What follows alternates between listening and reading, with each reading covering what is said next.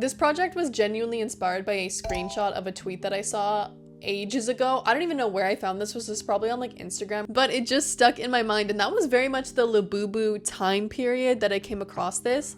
And it really just got me thinking, guys, you have no idea how many times memes have inspired my creative practice. The most annoying person you know be like. But welcome back to Designing 26. My name is Josie and I'm a graphic designer, and I am making 26 design projects related to sustainability in 2026. And today we're talking about Technofossils. This is so interesting, and this is one of those things where I had a concept and I was like, how can I fit the research into the concept? And I didn't know if that was possible, but it really was. So when I saw this meme, I really got to thinking about like the permanence of objects and the fact that every single piece of plastic that has ever been made still exists on Earth and it hasn't decomposed. And we are living in the Anthropocene, which is the geological time period that is defined by human activity and humanity, both in terms of the climate and what is actually happening like geologically. And plastic has such a huge impact on that. And these Labubus are gonna be around forever, which is like baffling to think about. And just the consumption of humanity is at such an insane scale. And I remember when the Labubus were really like taking off, the real Labubus and the fake Labubus, it's like nobody was a Labubu forever person. Like everybody knew that this was an instant like microtrend that would come and go, but people still like bought them anyways and like took part in it and everything. And I was just wondering to myself if these products and these plastics will be fossils in the future, and if that is possible, and if, you know, archaeologists in the future and geologists are going to come across fossilized Labubus, fidget spinners, Stanley cups. What are they going to see as traces of humanity? And that is actually possible. They are called technofossils. So typically fossils are found in the ocean or in like water areas, because the way that it needs to form is that an animal will die, and then as the body is decomposing, silt or sand will wash over it and kind of protect those bones, and the sand compresses and compresses over time to the point that it is basically a rock, which is like a fossil, right? And technofossils are very similar to this. So they are these preserved plastics that have created fossil formations over time in a similar way. These are some like simulations that researchers have made of technofossils. But one thing that's interesting right now is that landfills are these kind of perfect environments for technofossils as well, because they preserve the objects in a really unique way. Oftentimes garbage is thrown away in garbage bags, and those bags further preserve the objects inside of it. And preservation is a huge part of making a fossil. You need really specific conditions, and you need the material to be really well preserved. But one of the biggest like materials for technofossils is going to be polyester, especially with fast fashion and plastic clothing and how much polyester material is being made, and Labubus are made using polyester. So for this project, what I'm going to be doing is quite similar to when I did my gargoyle posters. I'm going to be using depth maps, and I needed an image of a Labubu. And originally I was just going to use like a website image, but then I was like, oh, obviously it's going to be dirty and like wet and matted and kind of gross. So I just Googled wet Labubu, and I got this like great image of one from like a mom trying to get advice on how to clean it. This was from Facebook. Guys, Facebook as a resource, as a researcher, when you're doing a project, I feel like I'm an anthropologist whenever I use Facebook, because I'm like never on Facebook. Like I'm scared, I'm over here, I'm far away, but I have found some pretty great stuff on there, like researching for stuff like this. So I just took this image of a Labubu and then I put it through a depth map generator. I'll link the website down below, but I needed a more detailed one than the one that I used last time. So now we can go into Blender and start actually modeling it. So my vision was to have a fossil of a Labubu basically, and what I needed to do was create my, you know, depth map of that. So I imported a plane, and then I don't know, in order for this to work, you're gonna need to subdivide it like a concerning amount. I know the comments. I know the topology, girl, the topology, but like just subdivide it, okay?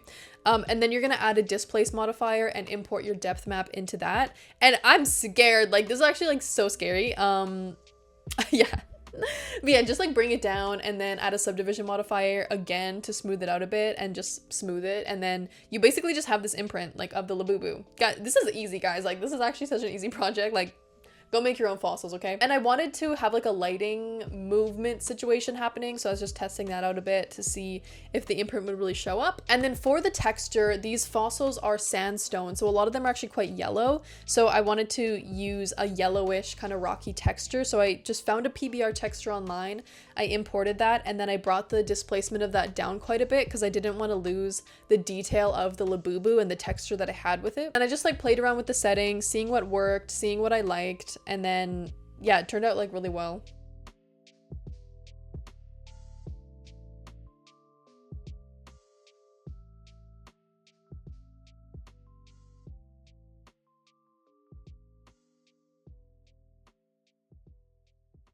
And next I did a little bit of sculpting to try and smooth out some of the weirder bits, because the eyes were very dramatic on this, but on an actual Labubu, they don't really have like, I mean, the traditional Labubus, they don't really have like doll eyes like inserted into the face.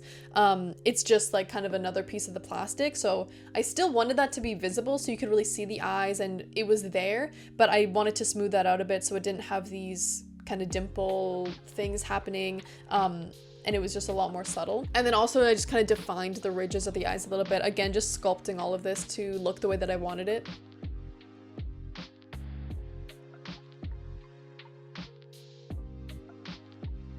And for the lighting setup, I wanted this to be a moving poster because I feel like everything needs to be moving. So what I did was I imported a circle and then I parented a light to that circle. So that way what I could do is have the circle spinning and then the light obviously is going to follow that track. And I also had a light that was always sitting overhead so that there was some even lighting the entire time, but I just wanted to add like a little bit of dimension through that second light.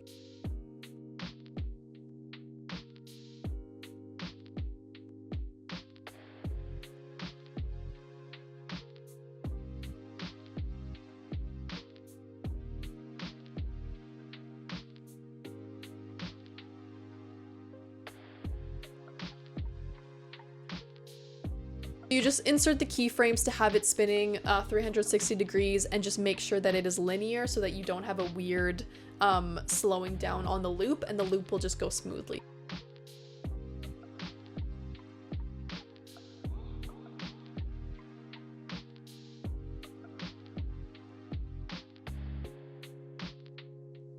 And for the actual poster design, I was interested in this sort of text in squares type of thing. You might be able to see my reference up there.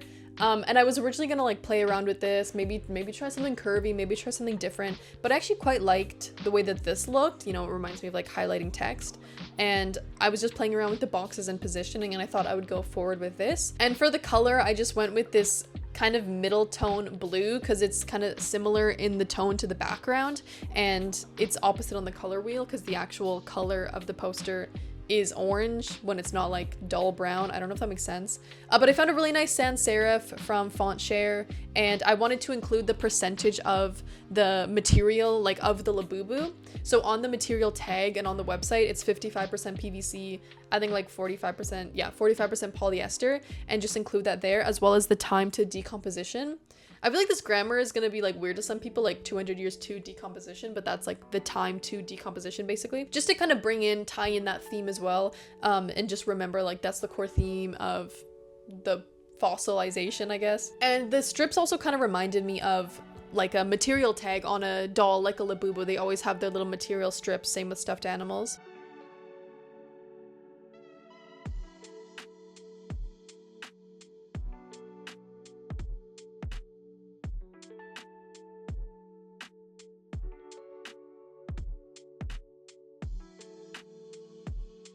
And the way that I brought it together was just really simple.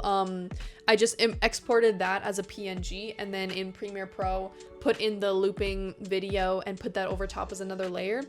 And I guess like you could probably do that in After Effects, like adding the text and stuff, but it's just like miserable to design in After Effects in this sort of way, in like a poster type of way. For something like this, I just decided that it would be easier to combine the two in this way, because there's not a ton of movement happening with the image. It's just lighting, you know, it's nothing special like that. So yeah, the actual design process was quite simple. I loved this concept. I think technofossils are so interesting. And if you guys have any topics that you think are cool, please let me know. I'll show you guys the final result now, but thank you for watching.